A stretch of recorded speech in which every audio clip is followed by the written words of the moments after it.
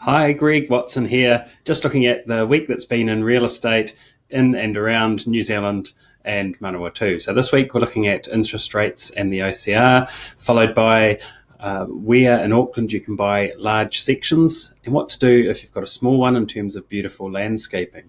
We're also going to talk about some Wellington housing issues around demolition and creating high density housing. As well as that, we're going to look at some beautiful pictures of kitchens and bathrooms that are in international awards with a New Zealand twist, and finally a little bit about regulations. So lots to go through. Let's get into it.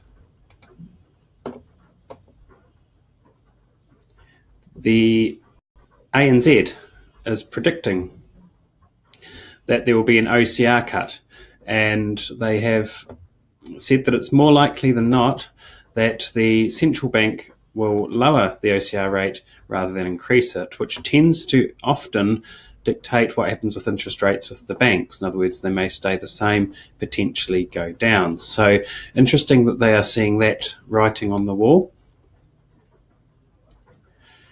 There's also an article about a bit of a crisis of confidence, which is all that it is within the building industry. Builders have never been busier, as the article says, and just a reminder, links to all these articles will be below the video. Builders have never been busier, they're absolutely busy as anything, but in Auckland in particular, they're just worried how things are going, and that the boom, at least in that area, may not last. Helen O'Sullivan, the chief executive of a building company there, talks about how the softening price inflation does have an effect on the construction industry. So we're just going to see how that goes, but we'll just have, if the government continues to make policies to smooth the cycle, hopefully the situation there might become easier. So where in Auckland can you still buy a quarter acre section in a new subdivision? Well, if you thought the quarter acre dream was dead due to the sort of photograph you can see here, where many, or thousands I should say, of new houses have popped up on these small 300 to 400 square metre sections. We know why. We need more housing and we need it quick. However, there has been discovered, and this is through stuff, 2 areas in the Greater Auckland region, in Waimaoku and Pukekohe, excuse the pronunciation. So you've got the option here, and this article tells you how you could still find a quarter acre section. And there's some there that are for sale. However, if you haven't got a quarter acre section, this article could be for you.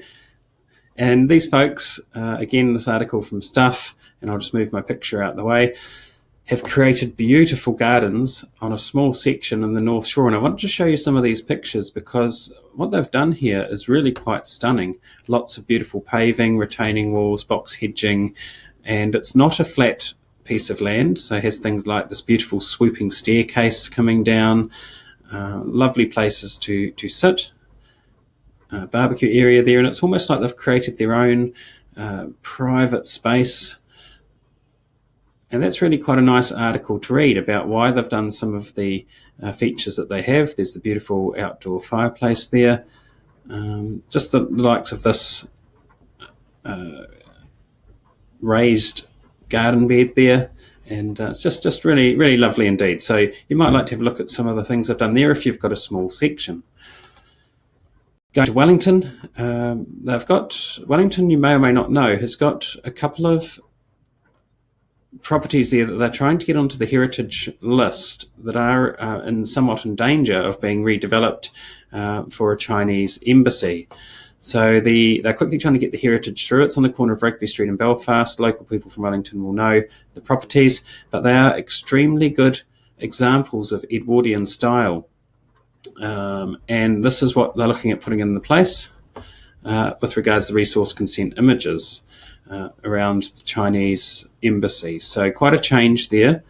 We're going to see, we'll watch the space to see if the Historic Places Trust, which it won't automatically protect those properties even if they are included, but it is a step along the way. Also in Wellington, affordable apartments in Newtown have been selling off plans. In fact, there's a 56 strong apartment complex. This is part of it here. and it's already almost sold out. There's the indicative photo of what those will look like.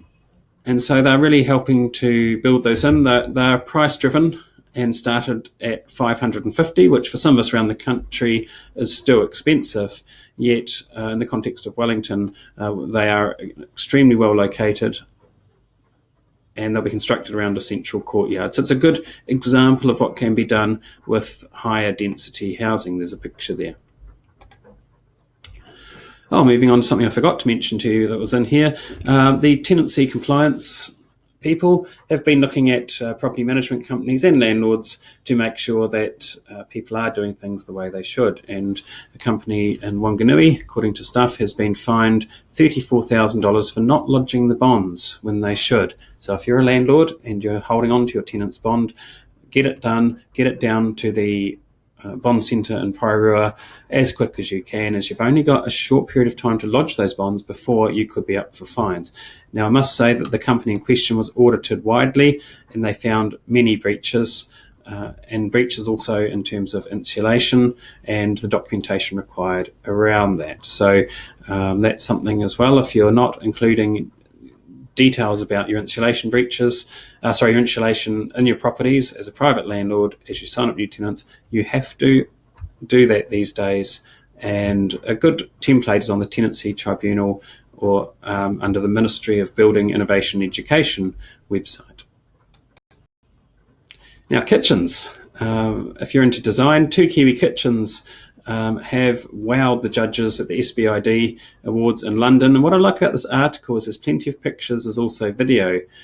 This one by Celia Visser Design, is New Zealander, and this is an international award. So really interesting lines there. It's bead blasted stainless steel. And then what's cool is you come through to the other side and it's actually a bar. So it's almost like you've got the morning at one end and the evening in the other. Here's another design by Davinia Sutton of Christchurch with concrete, raw concrete and honed marble. You can see the marble there, concrete down the base. Concrete's quite popular, as I'll show you in another article in a minute. There's the marble on the right, concrete on the left. So have a look through that article if you're interested. There's also interior design aspects to that competition as well. Speaking of kitchens and bathrooms, the Supreme Kitchen winner at the NKBA Awards by Leonie Metgri of Cube 3 Cabinetry, and excuse the pronunciation. Again, we have a combination of flat plate stainless steel and just lovely this limestone top, which creates a casual eating area. So very nice indeed. There you can see it from another angle.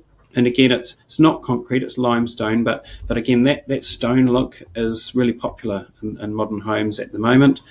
I just want to show you the bathroom, which this one here, I could just live in that bathroom. It's just beautiful, absolutely stunning. And that was specifically done to create a feeling of luxury and grandeur. So very nice indeed. Kitchen there was the Supreme Kitchen runner-up by Tony Roberts. Stunning indeed. That article goes on to show various other examples if you're looking for kitchen or bathroom ideas. Finally, yours truly appearing in the newspaper there for talking about the wild west of real property management, which is really just an article about the idea that property management should be regulated and it's currently unregulated. So that's a situation that we want to change and get into a situation where regulation takes place.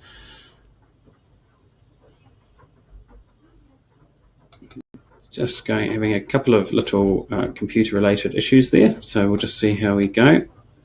The article here will be in full on our in details. But really, the things that we're looking for in regulation, and I'll see if this next one does in fact load up. Yes, an article from Real IQ and my friend Dave Faulkner in Wellington. He had some comments around, actually this article itself is very, very good to read, by the way, but he had some articles around what sort of things may be included in regulation of property managers. So at the moment, none of the things that he suggests are in place, as the industry is unregulated. It's crazy. Considering that we're looking after extremely valuable properties and people's finances, to have an unregulated industry or even a self-regulating industry is a poor idea.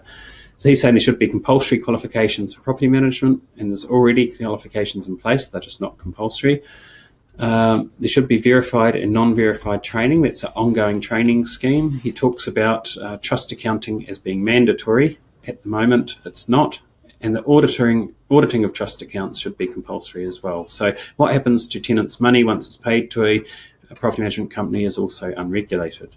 It goes without say that employees and people wanting to open companies should have checks for criminal records, and the real estate agents authority or the real estate authority should just extend their scope a bit to also take property management under its wing and police this. It talks about a transparent complaints procedure that we can display our charges so that there's no confusion for the tenants, and that there should also be compulsory training for private landlords. So those are all things he talks about in that article. I would suggest a read of that if you were interested in the state of the property management industry. Overall, hopefully something for everybody there. If you need more advice, just to the side there, we've got free resources, and you can contact me if you have any questions or need any help.